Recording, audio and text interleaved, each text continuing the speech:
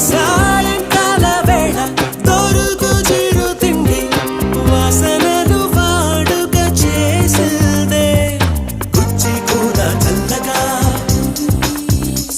నన్ను తాకే కొండ మందికా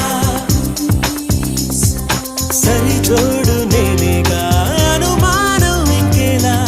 అవ్వక మారు కలిసిన అందం అలలాగా ఎగిసిన కాలం